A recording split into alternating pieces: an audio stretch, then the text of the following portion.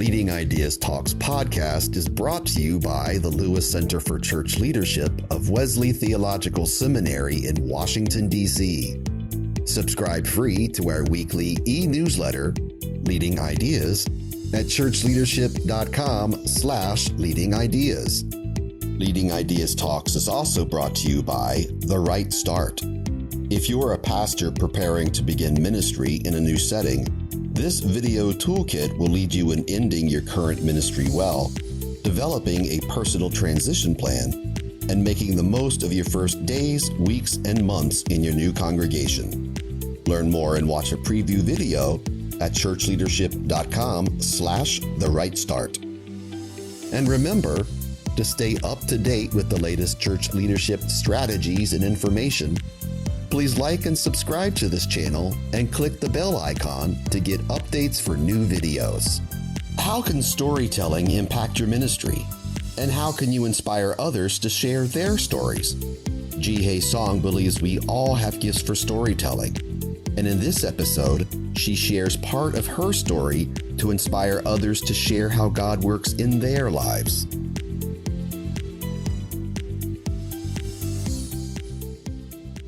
Welcome to Leading Ideas Talks, a podcast featuring thought leaders and innovative practitioners. I am Jessica Anschutz, one of the editors of the Leading Ideas e-newsletter, and I am your host for this Leading Ideas Talk. Joining me is Ji-Hae Song, pastor of St. Paul's United Methodist Church in Syracuse, New York. Welcome, Ji-Hae. I look forward to our conversation about storytelling today. Hi, Jessica. Thank you for having me. As we start off today, Ji-Hae, I want to invite you to talk about how your personal story impacts your ministry. Yes. So it has been now 6 years that I serve as a pastor in United Methodist Church. And I was invited a lot to talk about my story in various situations, things like my board interview, but also in my in preparing my sermon in the small group situation and class, like confirmation class and all that. And then I come to think about how does my life experiences affect who I am now and what kind of God that I serve. So I begin to think about how does that how does that affected me, but also how can I relate it to people through my stories? So I'd like to thought about it, and I find out that when I talk about my personal stories, in connection to the message that I am conveying to, people actually like it better. When I first began my ministry, when I prepare my sermon, for example, I look for good sermon illustrations on the internet or from the book that I can fill in the gaps so that people can laugh and all that. But I don't know, maybe that story wasn't effective, or maybe it didn't really hit people. People really didn't connect it. But when I tell people my own stories, they were able to relate to it and appreciate it, and they come back to me after Sunday service and come, I liked what you said because I can connect to it and all that. So I think I see the power of the storytelling in the ministry. So I think it's a very effective tool for me. Can you give our listeners a few examples of how you have used your storytelling to inspire the congregation to ministry? Yeah, absolutely. So I am a mom of a 3-year-old. He's almost 4. He will be 4 next month. And his name is Joshua. And Joshua's story is the story that I use the most these days because he gives me a lot to tell to people. So one good example for that is the recent newsletter story that I wrote for the congregation. I just finished it like yesterday, so it's fresh for me. So my sermon focus after Easter was about how the first Christians witnessed the resurrected Lord, and they were called to share the good news by witnessing what they experienced. And I want to teach people that that's the basic of what we call evangelism, how we experience God and how we tell that to people instead of just forcing people to believe. So I told people about how I said that to my son, Joshua. So I told people about the story, how we have conversation before he goes to sleep in the bed. We lie down together, and I ask him about how did your day go, and his 3-year-old boy has no idea what to say because he's 3-year-old. So instead of bombarding him with questions, I told him about my day. I did this and that and that. And then when he listened to my story, he opens up and begin to talk about his day. And so I was able to see the glimpse of his life without me. And I tell people, I think that's exactly what it is. Tell people about what I experienced so that they can open up. And I believe that they all have experienced God's mercy, God's love, God's grace in their life. And that's great. Why don't you tell them? And that eventually it will help these people open up to the good news of Jesus. So that's how I connect my story to my message. So that's a good example for that. It's wonderful that Joshua provides so much inspiration for your ministry and Yep. so many stories. Yeah, challenges and inspirations at the same time. I'm sure. How has hearing the stories of others impacted your ministry? That's really good question. And that's the way that I want to become more and more improved. So I consider myself as an introvert, as like many other pastors. So the nature of the pastoral ministry is not easy for me, and sometimes because of interacting with other people. As many introverts can agree that sometimes being with people drains your energy, and I sometimes feel like that I just want to shut people off instead of hearing them. But then I begin to realize that that's why God put me in the ministry, to be more engaging, to come out of my own shell and go to other people's life and be with them. Because quite honestly, I consider myself very individualistic person before I get into the ministry. I didn't think I was selfish, but I am more interested in my thing, myself, my world instead of others' world. So when I begin ministry, I learned that that's something, even though that's out of my comfort zone, that's something that I have to dive into. So I decided to be a good listener.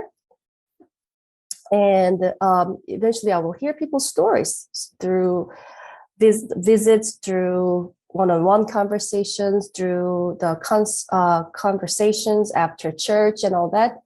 People begin to share their stories, and they say I'm a good listener. So I take that as a compliment. That opens me the opportunity to be more loving, more compassionate, more caring for the people that I serve.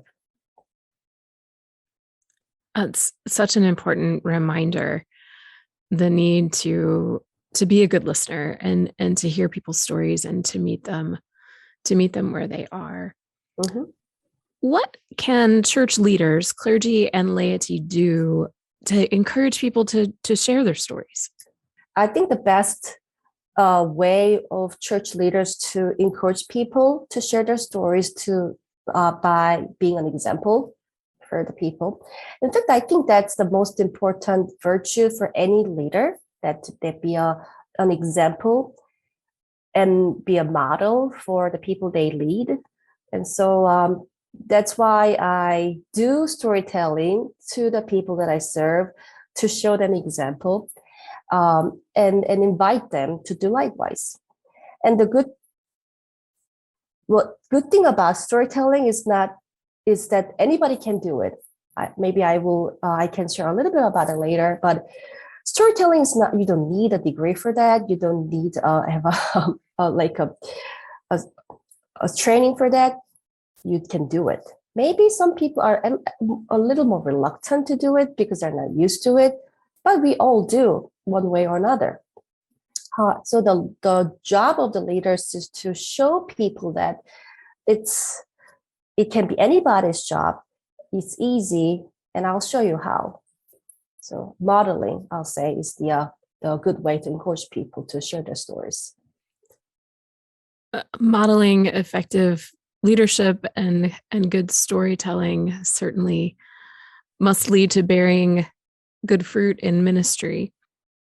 Over the last 2+ years, we have been in the midst of a global pandemic. Mm-hmm. And the pandemic has brought about new ways of communicating. We're gathered here today on Zoom.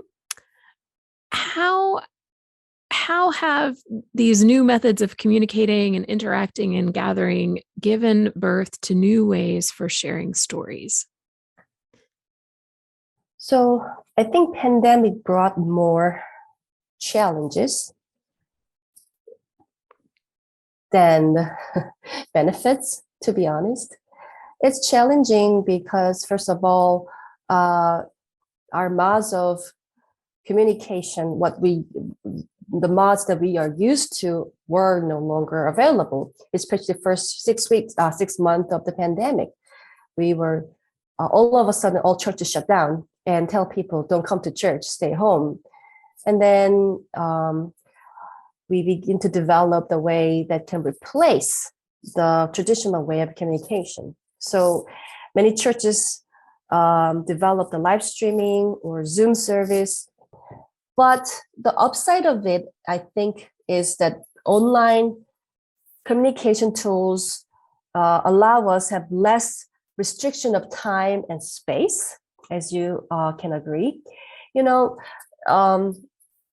There are people who have immunocompromised and they're still afraid to come to church because they might have COVID and that can cause them a serious illness.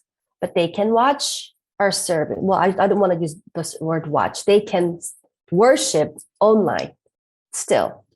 There are people there are people who 10:30 in the morning doesn't work because they have job. But they can always come back in the evening time to worship. And not even for the worship service, we can meet for various church purposes virtually to overcome the restrictions of time and space. The good example for that is morning prayer service that Syracuse churches do together. We've been doing it every Wednesday at 7:00 in one of our churches. When pandemic happened, we began Zoom prayer service.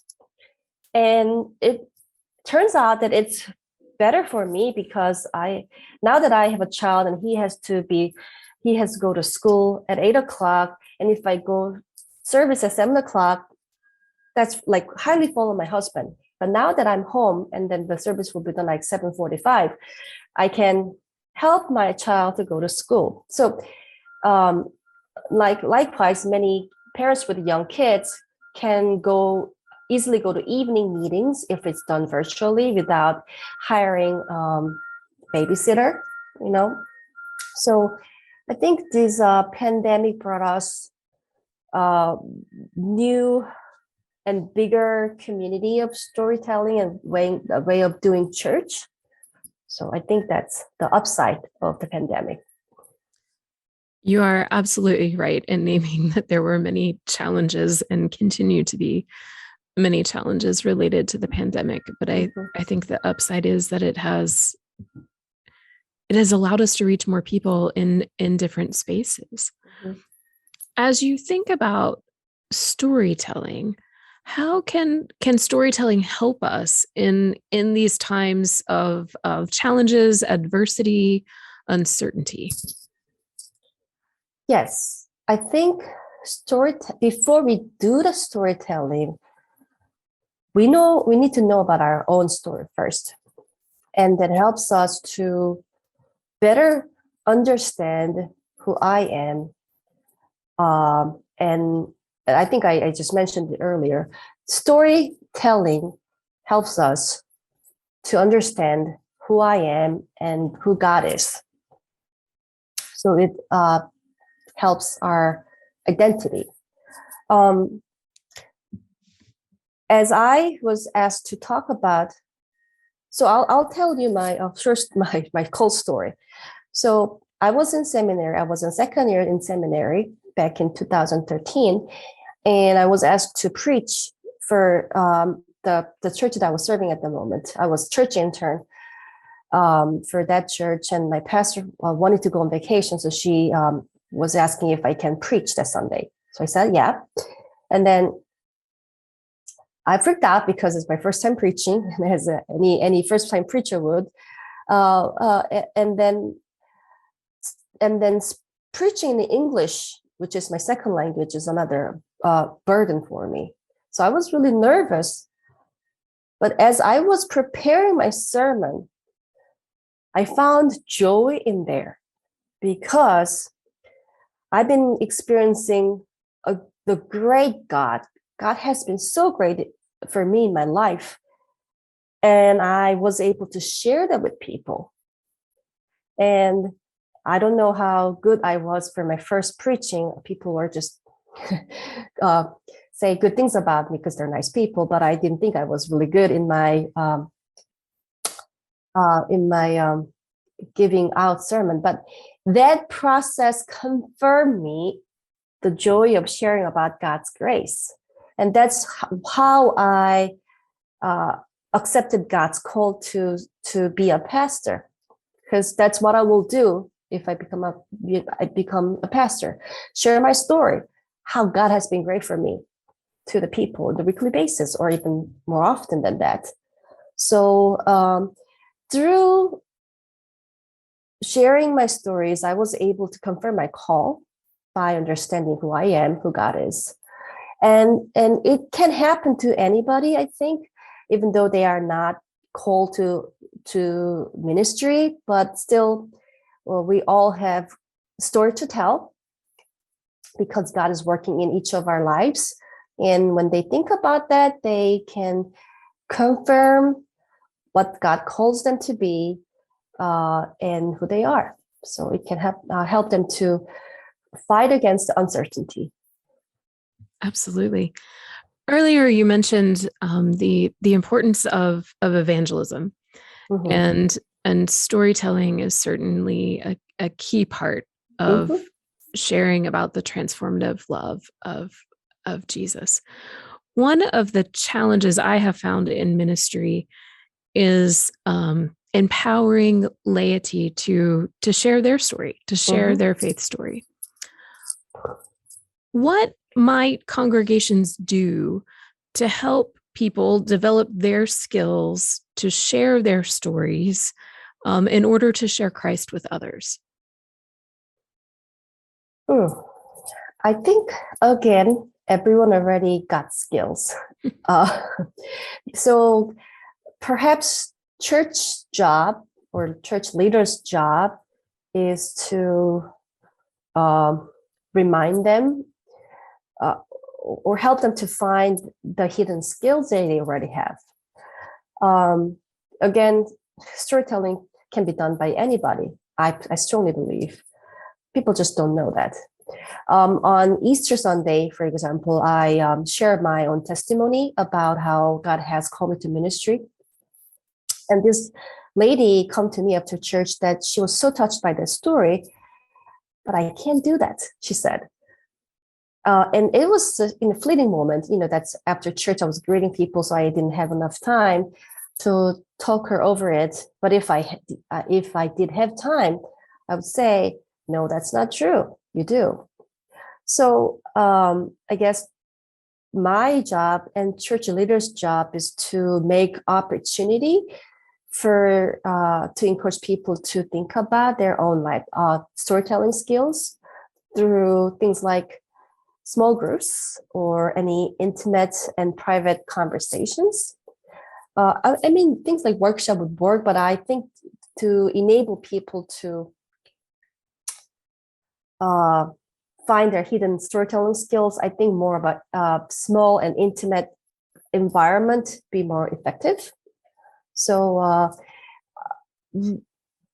small group, I think, is the best way to encourage people to do it, because it's not too big, but it's not just on pastor's shoulder to do it, but church leaders also can help people to do it by exempling, by modeling, and encourage people to share their own stories in a intimate, private setting, so that they will realize by doing it that, oh yeah, I can do it. It's not that difficult. So I think that's good. You raise the concept, right, that you have to practice. Yes. And taking the opportunities that are presented to you to share will then empower you to share your story in other places. I appreciate your idea about doing it in small groups, and I could see that also working in committees, on the various church committees, if people are invited to share their stories in those. Absolutely. In those places, it also has the benefit of helping them get to know one another and relate to one another, and perhaps address the challenges, the uncertainty, the frustrations that you're going through together. Absolutely. Absolutely. In thinking about the biblical story, is there a particular story that really excites you? Yes. And I think that question can help other people to identify what they cherish, especially. So maybe that's a good question that can be shared in a small group. What kind of Bible story that you love? For me, one of my favorite Bible stories is from Jesus. It's his parable of the rich man and Lazarus. And I actually wrote a term paper about it in college because I took the New Testament class, and I wrote about it. And in writing the paper, in fact, that I found that I have more of pastoral concerns than of academic concerns. So what I wrote about this story in my term paper is that the poor guy, Lazarus, Luke's gospel say that the Lazarus was at the gate of the rich man. He was there, and he was so unclean. Even dogs come to lick his, sores in his body. So that shows that he was ritually unclean person, and so probably the rich person who wants to be ritually clean didn't want to deal with him. But he was lying there all the time, and every time the rich man goes in and out of his house, he must have seen him. But in his lifetime, the rich man did not reach out to help Lazarus. So when he died, so the rich man, I put it this way, he did not cross his threshold to help Lazarus. So when he died and went to Hades, he talked to Abraham and asked Abraham to rescue him. But then Abraham said, "Son, you had a lot in your lifetime, but Lazarus didn't." I interpret it as that he had chances to reach out to the poor, to reach out to the vulnerable, to reach out to the marginalized, and he didn't do that. So in my world, I interpret it as, when I had chance in this life, I need to reach out to cross the threshold, to help, to guide people to God, to love them, to care for them. So that's one of my defining stories that I found from the Bible. It also works for evangelism. When you have the opportunity to share the story, share it. Absolutely. When you see the chance, do it. I appreciate your enthusiasm and passion for storytelling. Thank you. What words of wisdom do you have for folks who may be reluctant to share their story?